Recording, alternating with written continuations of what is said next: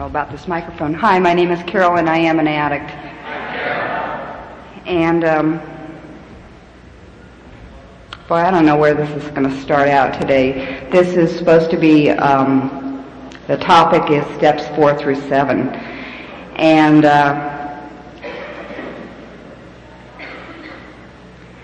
I don't know how I'm going to start this out today. I was just talking with a friend of mine for the last hour before this meeting started. I've known this person since I was about 6 months clean. And I personally right now feel like I'm probably in a more introspective period of my recovery, which means people who know me well know me as a pretty loudmouth, opinionated, extroverted person who's not afraid to state my mind about anything. And that means, you know, at times I've been also a controversial figure in this fellowship. And I'm probably at a quieter, more introspective period of my recovery than I ever have been. And so that I don't share too much with people other than my sponsor right now what's going on with me. And in the process of doing that with a friend who is obviously not my sponsor, and also somebody that I don't get to see very often, it sort of loosened up some of the stuff that I'm experiencing today, and made it less afraid for me to share with you about it. And I think that's part of what this topic is, because we're starting off with the 4th step. And the 4th step, I know, for me, the first time I did it, was a really scary step. I've also recently been working with a woman, a sponsee of mine, who it's been a long time since I've experienced the sponsor part of working with someone so afraid of this step. And she's had, you know, some pretty good reasons for being afraid of it, but to not of the step itself, of the process of it. And I've watched her, you know,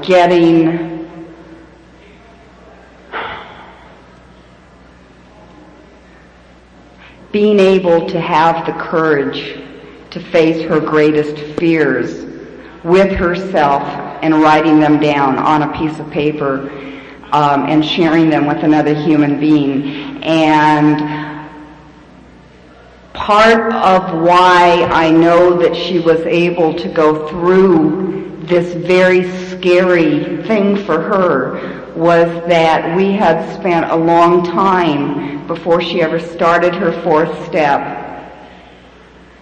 on the 3rd step. So I know that if you've been in an earlier meeting and had already heard about the 3rd step, this is probably going to be redundant, but I truly believe that when we get in touch with ourselves for the first time in this process of recovery, I think if we don't have some sort of feeling, I know for myself, if I didn't have some kind of assurance that there was a power greater than myself. And I don't know if at the first time I did a 4th step, I thought it was a loving God. I don't know if at that time I had any relationship with a loving God whatsoever. But I do know that I had a sponsor that I totally trusted in. I trusted her to hear whatever it was I was going to be telling her, and not to tell me that this was too unacceptable and that I no longer could be a member of Narcotics Anonymous, because I was the one twisted person or perverted person or asshole, you know, that whatever I did, it was over the line and that I was going to get kicked out of NA. So I guess what I'm saying is that it's real important. These steps are written so that one step spiritually prepares us for the next step. You know, I think that's God's plan, how these steps were written. And for her, I watched her be able to write down what was most frightening to her only after she believed or began to believe that she wasn't going to fall through that void. And I know that's where I started off the first time I did my fourth step. I didn't know that I could share these secrets, you know, and not self-destruct right then and there. And I went, I don't know, everybody's experience is unique, but it took a really long time writing my fourth step. I took like 8 or 9 months, and I thought it had to be a novel, and it was probably about 400 pages long. And in the process of doing all that writing, you know, and I would do some writing and then I would put it off for 2 weeks, and I would do some writing and I would put it off for, you know, however long I could get away with it. I can remember periods of time where I'd rather scrub the house from floor to ceiling and back again than write a sentence about what was, you know, going on inside of me. And also thinking that it had to be a biographical history of everything that I ever experienced and ever did and ever said and blah, blah, blah, blah, blah, blah, blah. Anyway, in the process of that whole thing happening, my sponsor's daughter had died, and at one point I brought my writing over to her house to sort of for safekeeping, and it got lost. I mean, everything that I ever wrote, these wonderful, precious words, got lost forever, totally. So that that was a lesson in humility right off the gate. You know, it was like, oh well, now what are we really going to get down to? And the important part about that whole fourth step, my first fourth step, was not what I wrote about. What ended up being the most important part of that first fourth step was what I did not write about, because I had written pages and years of abuse, child abuse, that I had suffered at the hands of my parents, and all the things that I had done in reaction to the kind of childhood that I had experienced. And after about 4 or 6 hours of listening to all of my stuff, I just was going to call it garbage, and I just edited myself right when I was thinking that, going, that was not garbage, you know, that was my fourth step. It was my very best effort at 9 months clean to be as totally honest as I was capable of being at that time. And the total honesty that I was capable of being was being able to share with my sponsor that I had come from an abused childhood, come from an alcoholic, abusive family. What I had not been able to share with her was the kind of relationship that I had with my own children. Because what I did not write in that fourth step was that the violence that I had experienced, I continued to perpetrate upon my own children. And out of all of these 5 or 6 hours of listening to me, my sponsor got that. You know, she heard the silence. And immediately,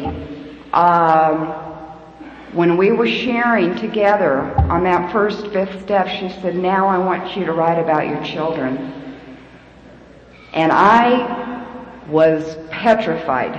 That was when the fear kicked in, because for me to have to start not only talking about, but writing about and sharing about my violence, my, beyond spanking, I mean, my uncontrolled rage, and especially how it took over, not when I was using, but after I got clean.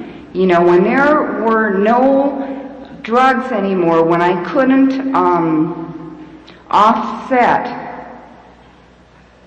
frustration or sorrow or fear or any of those feelings that I had no names for them in the beginning, and I couldn't separate one from the other. They all came out in a massive rage most of the time. And my children did not live with me my first year clean. They lived with their dad. And when they came back to live with me, it was right after I had done that first 4th step and 5th step. And I can remember very clearly thinking to myself, we're not going to be the way we used to be, that we're going to be a functional family now. That I'm going to buy all the things that are necessary to put this family back together. They'll have bedspreads and bicycles and baseball gloves, and we'll be a together family. This is like not really reality here, because we're talking about a mother who, one, I was a single mom. The whole time I've been in recovery, I've been a single parent. But we're also talking about, when I was married, a family that I got pregnant and married when I was 19. I married the musician of my dreams. And your dreams at 16 are not the same as they are at 41, I can tell you that right now. But in any case, I got married to this musician. We were on welfare. Both my kids were born on Medi-Cal. When we were married 5 years, he got cancer. When we were married 6 years, one of my brothers committed suicide. When we were married 7 years, one of my sisters had a psychotic breakdown and spent 2 years in a mental hospital. And by the time we were married 10 years, we were divorced. So we're not talking about a family that had been real functional from the gate. And all of a sudden I've got a year clean, and I'm going to put this whole thing back together by buying them all these things, and I'll be the mom and the dad to both of these kids. Well, these kids had seen already several years of my using, several years of my relationships with men, where they were put off, not just to the side, but completely out of my consciousness. If I was in a relationship, these kids had no place. If it was between me and the man I was with at the time, or me and my kids always came second. And those are the things that I could not write about in the beginning. So when they came back to live with me, and they're seeing me all of a sudden be, Ms. Straight and Narrow, and I'm telling you, when I'm Ms. Straight and Narrow, I'm also pretty fucking uptight. There are enough people around here who know me well enough to know that, I'm about as rigid as they come on my own. So all of a sudden these kids are like, this fucking house has got to be perfect all the time. It's got to be clean. There can't be dust. You can't not have an unmade bed. You've got to be in at a certain time. You better walk that dog and feed that dog and water that dog. And if you don't, and if the you don't part was when I would see red. It's like, what happened to my perfect family? How come it's not being controlled the way I'm trying to control it? And I didn't know any of this when I got clean. All I knew was that it wasn't happening in the way it was supposed to happen, that the dream that I had of being clean, you know, I thought that when I got clean that the world was going to amend itself to my way of thinking. I'm quite serious about that. You know, I did not think that in a sentence, but I really thought that once I stopped using, that everything else would fall into place naturally. I had no concept of what life, on life's terms, really means. You know, I still have a hard time with that, but at least I have a glimpse of maybe that there's nothing I can do about it. At that time, I didn't. So I had basically stopped using drugs. And as far as any recovery goes, I hadn't yet begun to comprehend that my disease, my addiction, really had to do with how I thought and how I viewed and how I perceived the world around me and how I related with other human beings, you know, and how I needed to control my environment completely in order to be happy, or in order to feel comfortable. So I continued to try to do that for a few months, you know, and I would not write that inventory. I would not do that fourth step on my kids. And they had been living with me for about 4 months, and my older son was at that time 13 years old. And one day he lost the key to the house. It was like no big deal, you know. Children do that. Adults do that. I lose things. He lost the key to the house, and I chased him around the house with a knife, you know. And by the end of the day, that child put himself in a closet and tried to hang himself. And that was at 16 months clean. And that's when I had to, for the first time, do an inventory telling the exact nature of my wrongs. You know, the exact nature of my wrongs, not what somebody else had done to me, what I was continuing to do, and how I was continuing to live out my addiction. And that was probably the very, very beginning of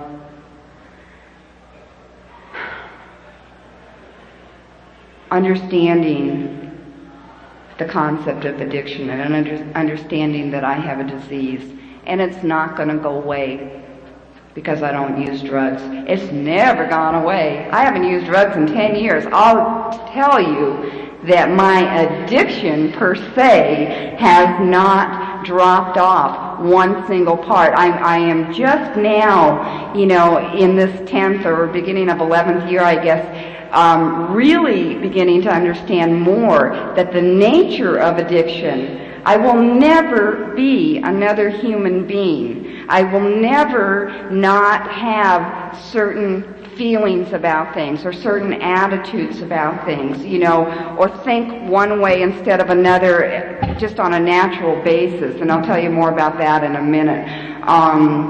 But what I have come to terms with is that I do have a choice not to act out the destruction of this disease. That I have, and that I have that choice because of these 12 steps.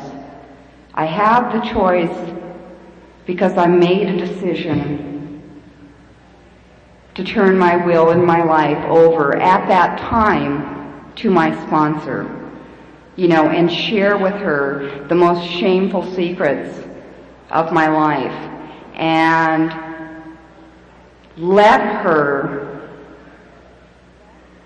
give me direction in areas that I didn't understand and that I did not want to follow, so that I wouldn't have to keep beating up my kids, so that I wouldn't have to keep destroying.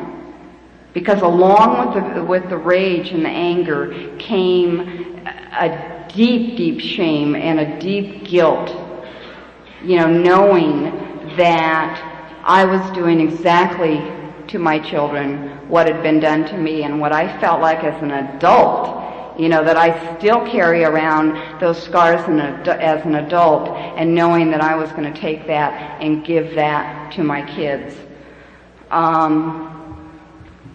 That second, fourth step was written, and it was shared. And I was given some pretty strict direction. It was between my first and second year clean, and I can remember up until that point that I continued in my early recovery. If I didn't have enough money to pay the bills or the rent or the food or whatever, that I would write a check knowing there was no money, knowing there was no money, and I continued to bounce checks right, left, and center throughout my first year clean. And especially if there were things like, a dance on a Saturday night, and I always had to have a dress for a Saturday night dance. Excuse me, you cannot walk in the room, just looking like a regular human being. So if it came between buying groceries and buying a dress, I would have the dress, and my kids wouldn't have food for a week, or wouldn't have very much food for a week. And what she was able to share with me about the sixth step, and about my defects of character, and about the willingness to have God remove these defects of character, was that I could not possibly begin to have willingness to have these defects of character removed if I continued the action that kept those defects in place. That I could not steal and simultaneously keep asking God, please help me not to steal. I couldn't keep bouncing checks and ask, please God, fill up my bank account, so that I don't have to keep doing this. That my willingness to have my defects of character removed depended upon my willingness to take the opposite action of whatever the defect was that was driving me to keep repeating the same destructive behavior. We can take that in any area of our lives. We can expand it from the very concept of how do you stop using drugs? Please God, the prayer not to use for one more minute or one more hour or one more day also has to come and has to be with the action that while we are praying and asking for help, that we are willing to do our part of the footwork, which is to not pick up while we're in the middle of that prayer. And she extended that for me to the defects of character that were killing me. The disease that continued to act out, or that I continued, and it didn't continue to act out, I continued to act out on it. That had nothing to do anymore with using, and everything to do with how I viewed the world. And I made a promise to her for that year that I would pay my bills, pay my rent, spend for my kids, pay off all the bounce checks, and not buy anything for myself. And I'm talking nothing for myself for 1 year. We're talking no makeup, no clothes, no haircuts, no nothing. I've got someone here who knows me during that period of time. I was pretty shitty during that time. I did not like those restrictions. I hated those restrictions.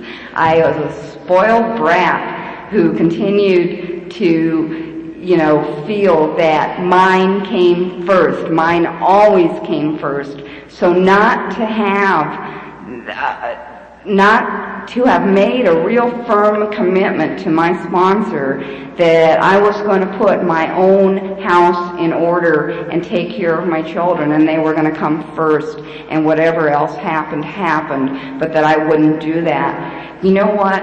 The funny thing about that year is I not only survived that year, I had more clothes given to me in that year. I mean, you know, and from that day to this, to tell you the absolute truth, I've never had more than 1/4 of my wardrobe be bought. I have always been given clothes. And they've always been beautiful clothes, and they've always been clothes that fit me and I look nice in. I'm not the bag lady. You know, my ego has not really shrunken down a whole lot. But what I did find out is that, you know, if I didn't make that priority, that I got mine anyway. It was a real neat thing to find out. And then at the end of that first year of doing that, I wasn't rich, you know, but I had paid rent on my own for 1 year. I had paid all my bills for 1 year. I had kept my kids clothed and fed for 1 year. I had that to stand on, you know, and I knew that I could do that. And that was the first time in my life that I ever knew that I could do that. Now, that was not a permanent state of mind, believe me, but for that time, it was a real important thing for me to find out. And I also found out something more important. I found out that if I did not hit those children for the time that I was most enraged, you know, and because it hurt for a while. I had to pull back and physically stop myself. It was as much of an obsession and a compulsion, you know, where I got pissed and wham, that was going to be the next thing that happened. There was no in-between time whatsoever. So to physically stop in the middle of that red, blind rage and get down on my knees and ask God, please help me not to hit. You know, and it did. It was an effort. It was not an instantaneous removal. But at the end of that first year, I never again went through that totally unconscious beating. And I did not have to be a victim to that character defect anymore. And I really believe that before that character defect, before that obsession to hit was removed by a loving God. The obsession, I believe, a loving God removes. That I had to become entirely willing not to keep repeating that action. And I don't know how else to explain that. I don't know if that's making any sense whatsoever. It made total sense at that time and continues to make sense today, where that obsession will not be removed if I continue that action. And the seventh step has a lot to do for me with the humility of to let go. And that's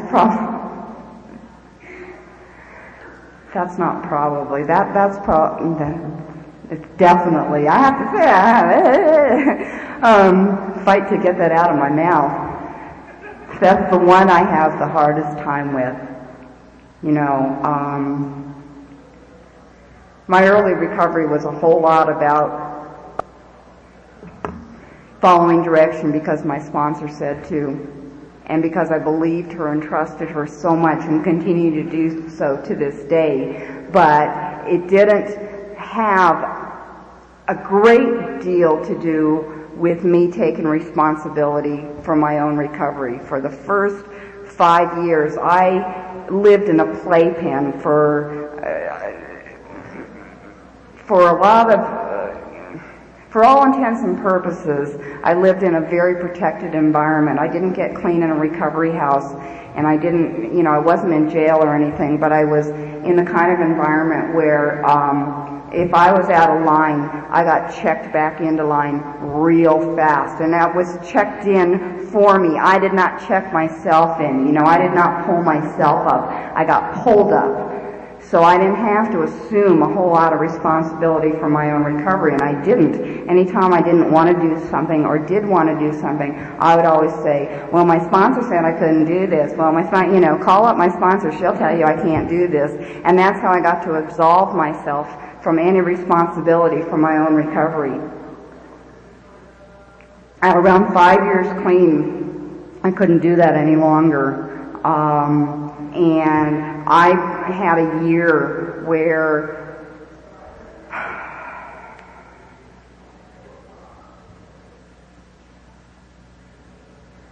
I had a spiritual breakdown. There's no other way to describe it. You could also describe it, I guess, as a psychotic breakdown. But what really happened is that I had believed in my heart and soul that I had been a good recovering person, that I had given back what was given to me, that I had sponsored people, that I had been in service, that I had done all the right things, that I had played all my Monopoly pieces the right way, and that it was time for me to turn that corner and get around and go, and that I deserved some things in my recovery. And I never said that out loud in that way either. But I know that until that point, that I really did not totally understand that this is a spiritual program, and that I not only saw people gaining things in their recovery, like jobs and houses and relationships and all those outside things, but I wanted all those things, and I believed that I deserved all of those things, and they weren't happening the way that I wanted them to happen,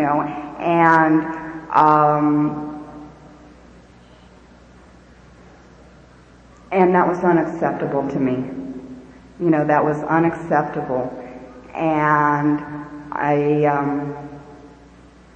was in so much pain and so much fear and so much hopelessness, and I was not willing to let go and let God's plan as I didn't know it work itself out in my life. I had my own plan, and my own plan was not working, and that was not acceptable to me, and I refused to surrender to that. And the end result is that at almost 5 years clean, I tried really hard to commit suicide. I made a good attempt to commit suicide, and I didn't die. And I can remember feeling when the paramedics were coming, I was still real pissed off. It was like, well, God's will and my will are definitely not the same here. That I knew in no uncertain terms. I was really well aware of that. Beyond that, I was still pissed.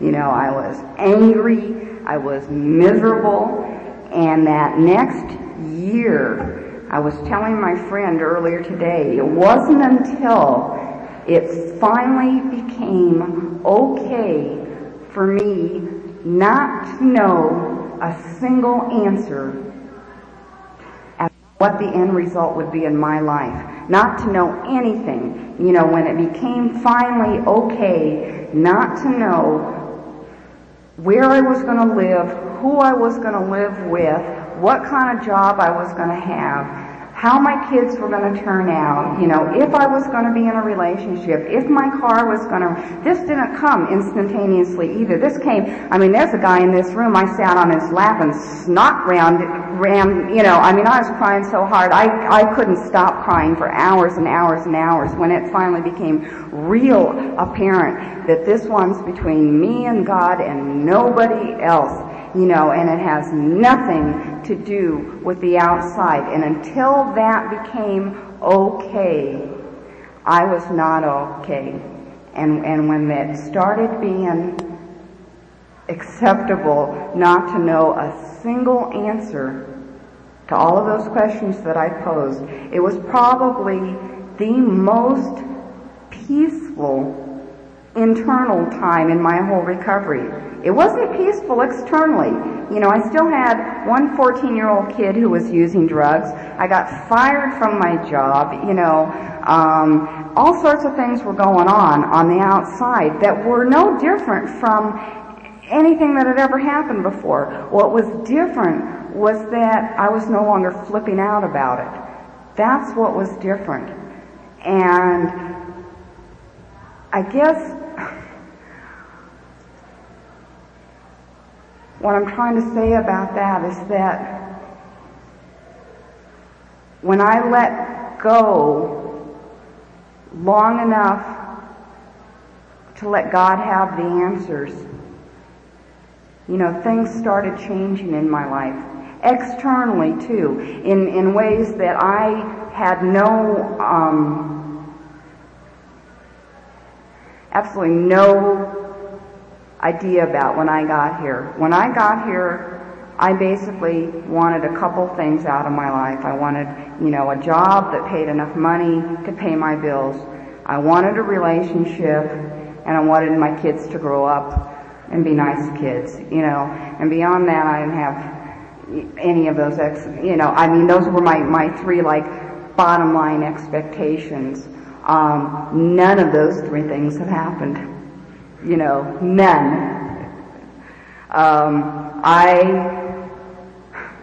My kids now are 21 and 18 years old, and when I was talking earlier, and I've been sharing it a little bit more, my 21-year-old was in the Gulf War last year, and I thought that was a place where I would let go, and be powerless. And in the middle of my fear, I may have been uptight a few times, but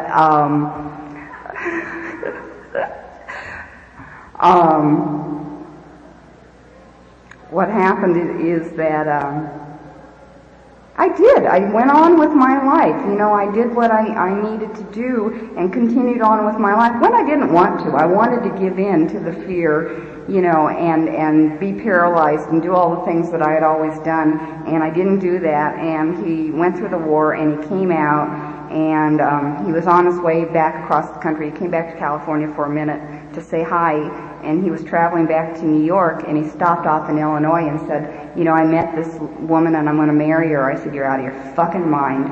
And he said, no, I'm really going to marry her. I'm in love with her. I said, yeah, right. I said, everybody's in love for about 10 hot minutes. Then what happens, And he had known her for about 3 weeks.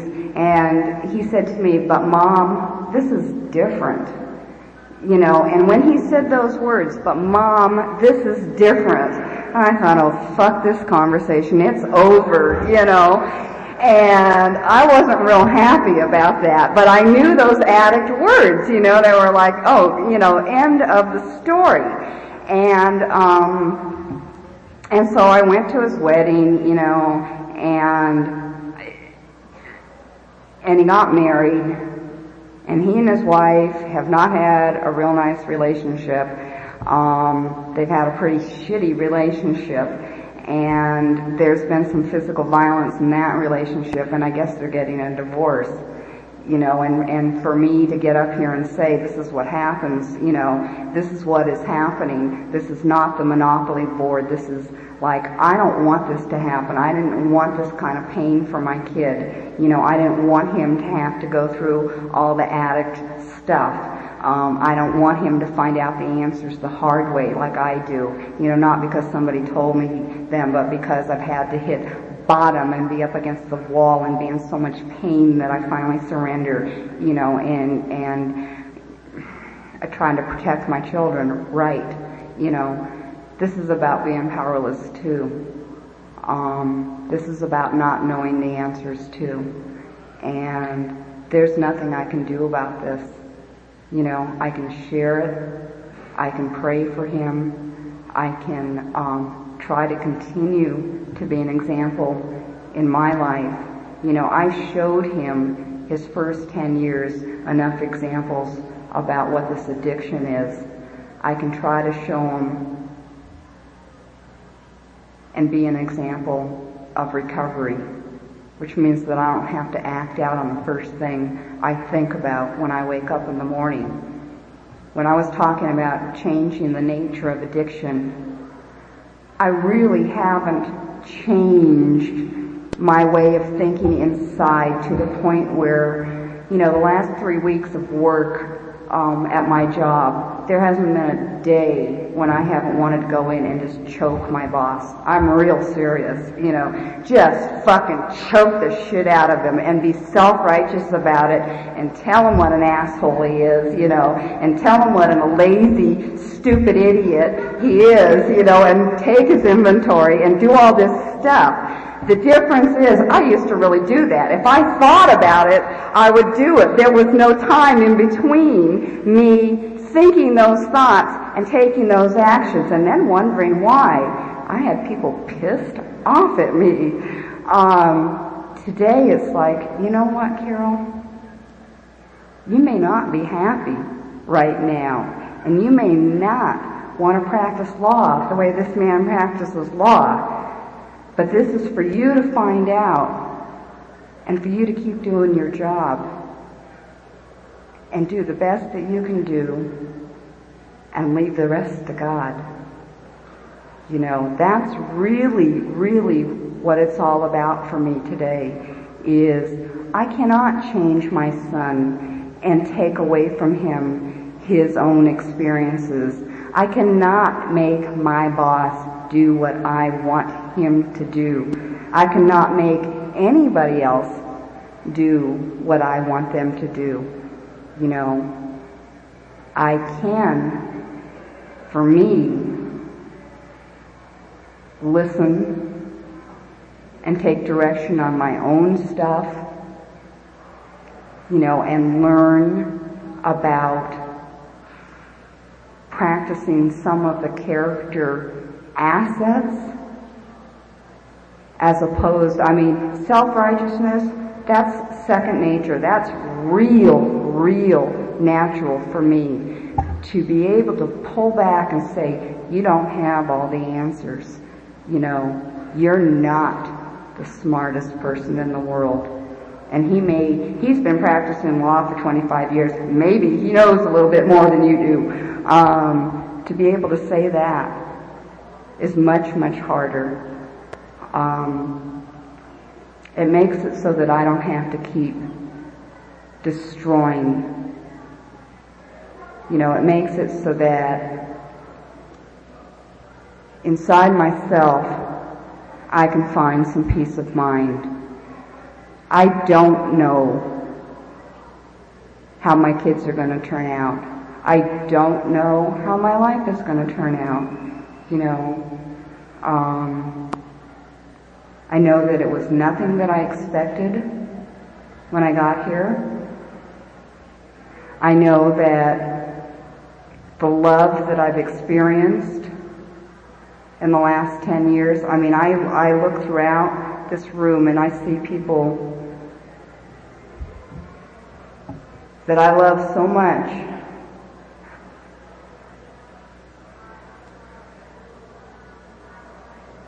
I get to look, my friend and I were talking about the continuity of recovery in Narcotics Anonymous. And I get to look down right now and see someone that I started sponsoring when I had 18 months clean. And we're talking no time. We're talking unconscious, okay? And she started sponsoring her first sponsee, and they're both sitting here, and one of them has 8 years clean and another one has 6 years clean. You know what? And nobody knew what the fuck they were doing on their own when they got here. You know, but somebody's sponsor taught somebody else's sponsee, taught somebody else's sponsee how to work and how to live the principles that we are given in the steps and traditions of Narcotics Anonymous.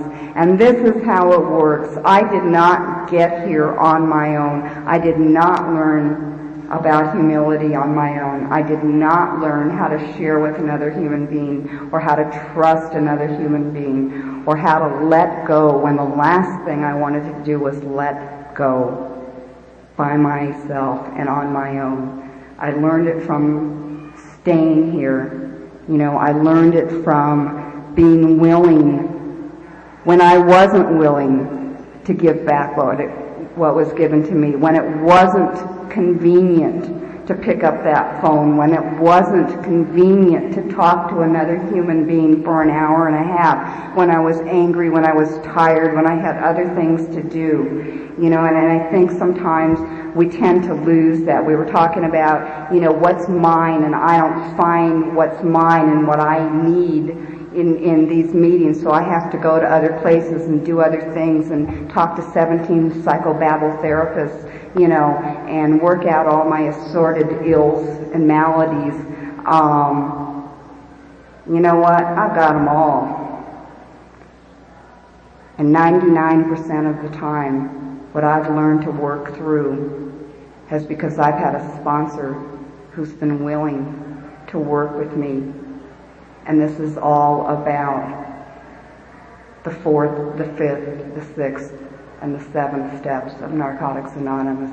And I'm really grateful and really lucky to have stayed around here long enough to be able to start reaping, you know, some of the benefits, some of the promises. I did not come in here being at peace with myself. I did not come in here having hope. And I don't have them all the time today. I don't have them 100% of the time. But I've experienced them enough to know that when I let go, when I give up what I think the way the world should be like, I get to have them again. And thank you.